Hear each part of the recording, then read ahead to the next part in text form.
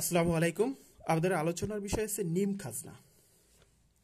মানুষের সৃষ্ট কোনো উপকরণ স্বল্পমেয়াদে সম্পূর্ণ অস্থিতিস্থাপক যোগান বিশিষ্ট হলে তার চাহিদা বৃদ্ধি পেলে ইহা কিছুটা অতিরিক্ত আয় করে।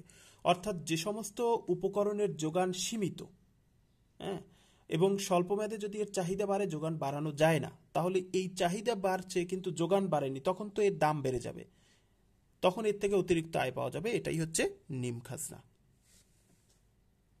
বিষয়টা আমরা একটু উদাহরণের সাহায্যে ধরে নিলাম কোনো একটা খাজনা মেশিনের খাজনা ছিল বা ভাড়া ছিল, ভাড়াটাই মূলত খাজনা।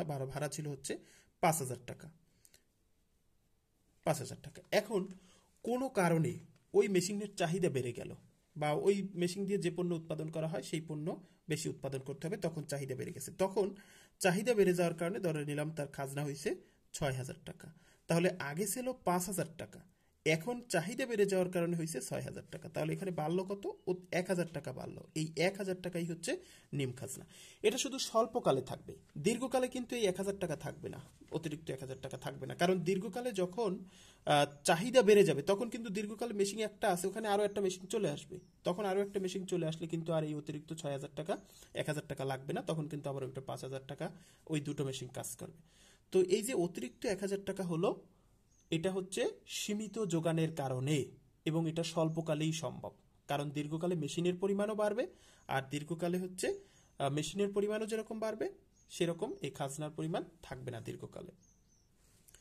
তার মানে এই অতিরিক্ত আয় হচ্ছে নিম খাজনা। নিম খাজনা বা অপূর্ণাঙ্গ খাজনা ধারণাটি প্রণয়ন করেন আলফ্রেড মার্শাল। মানুষের সৃষ্ট যে সমস্ত উপকরণ স্বল্পমেয়াদী স্থির থাকে, কেবল তাদের ক্ষেত্রে নিম খাজনা ধারণাটি প্রযোজ্য।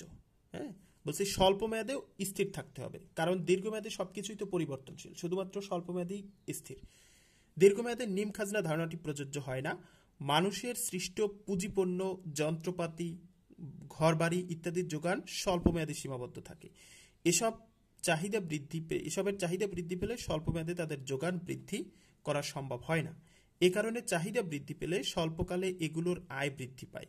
এ বর্ধিত আয় হচ্ছে নিম খাজনা। নিম খাজনাকে অনেক সময় উপখাজনা বা আধা খাজনা বা অপূর্ণাঙ্গ খাজনাও বলা হয়ে থাকে। সহজে বুঝলাম যে জমির কোনো উৎপাদনের উপকরণ স্বল্পমেয়াদে যার যোগান বাড়ানো যায় না, ওর যদি চাহিদা বেড়ে যায়, তাহলে যে খাজনা হয়, অতিরিক্ত যে আয় পাওয়া যায়, সেটাই হচ্ছে নিম খাজনা।